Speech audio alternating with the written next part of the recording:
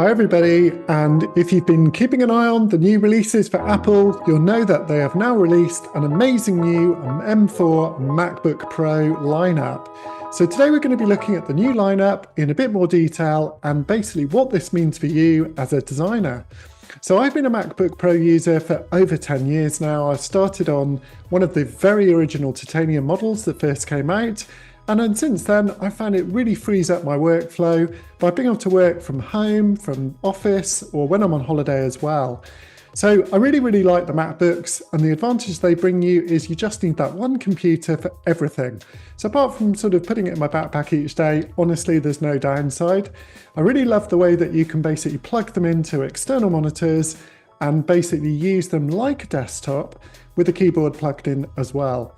So let's take a look at whether the new MacBook Pro might be the new computer for you. And basically the new M4 processor is super powerful. It's a big step up from the previous generation. And depending on where you are with your Mac, you're definitely going to want to consider this as one of the options. So look, the new M4 processor is so powerful now, it also can enable Apple Intelligence, which is definitely something that I'll be incorporating into my workflow. And I think if you look at the size of it, you'll see it's a very compact laptop and basically really high quality in terms of the way it works. And in terms of laptops, honestly, I think Apple make the best laptops on the planet for sure. To be honest though, you've got to decide whether you want to spend the extra money on a MacBook Pro or whether things like the iMac or the Mac Mini might be right for you. So let's break it down and take a look at what this might mean for you. Now, personally, I prefer the 16-inch MacBook Pro over the 14-inch, but that's fine for me because I don't mind carrying that thing around occasionally. And if you were traveling a lot, I'd say the 14-inch might be more appropriate. One thing that you do bear in mind with the 14-inch, it can slow down a little bit because it gets a bit hotter and the cooling is not as good as the 16-inch.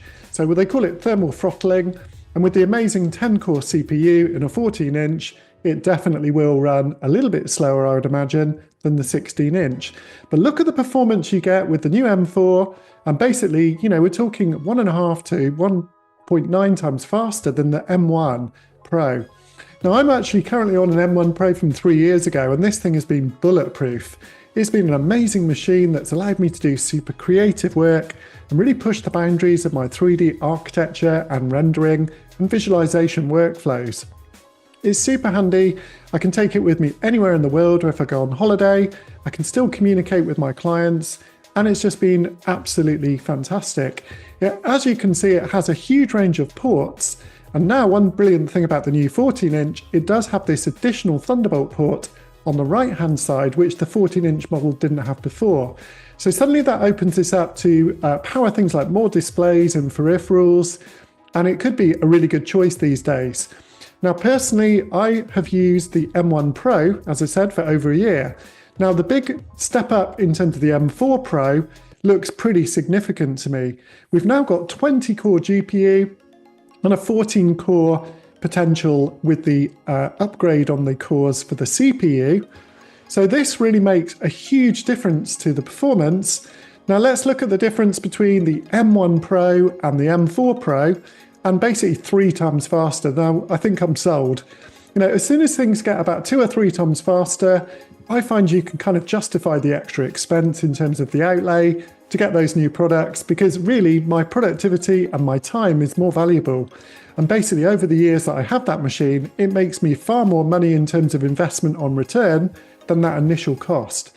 Plus, it makes my workflow far more enjoyable during those 3 years, and it allows me to be much more creative, pushing the limits of what I can do architecturally, 3D and rendering wise.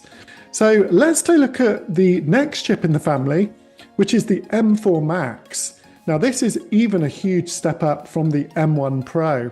This is going to be unbelievable.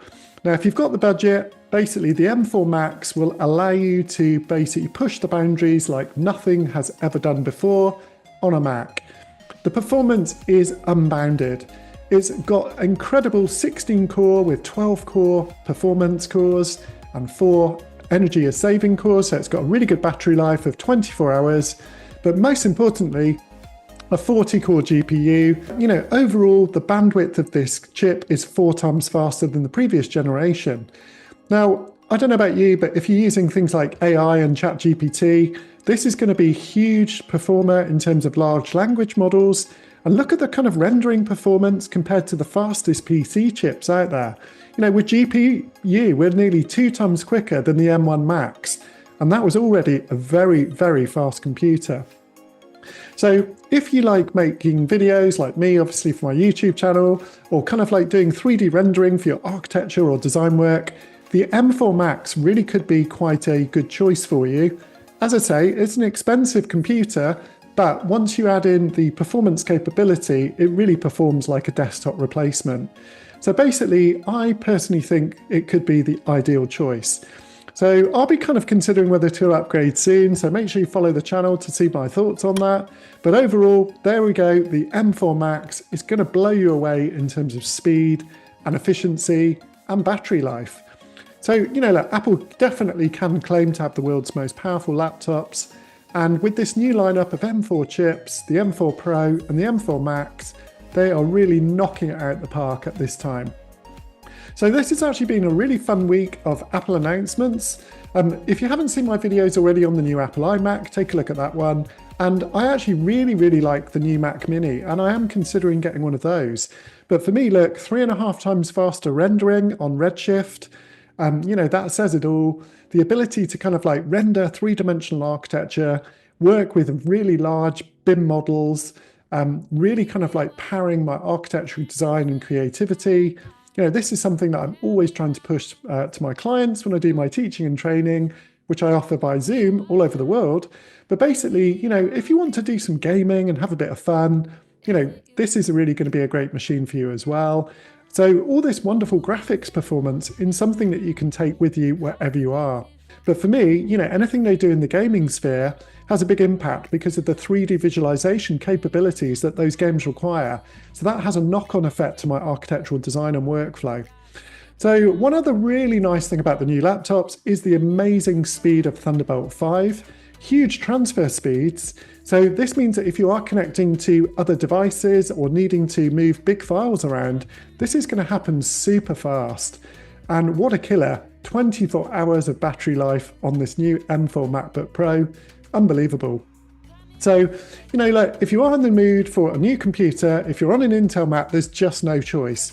You really ought to have upgraded to one of these new computers, and I would recommend considering the MacBook Pro as the upper end of the quality machine. If not, probably, you know, either the iMac or the Mac Mini. Now, there's some nice other improvements I haven't really talked about yet. So they've also tweaked the brightness on the screen. It's not revolutionary, but it's a lot brighter. So if you do want to use the computer outside, that's cool. And as you can see, there's a really nice feature on the camera. It's now a 12 megapixel camera with basically the ability to follow you around if you move around. So it kind of like tracks your location. So great for doing those meetings. So if you are looking for this new upgrade to your iMac, or maybe an Intel Mac that you've been working with for a while, you know, this is really a great time. Do remember that if you do upgrade your computer, you're quite likely to need some upgraded software. So if you are a Vectorworks user in the UK or Ireland, I would love to help with any advice. And we have some great offers on at the moment all the time.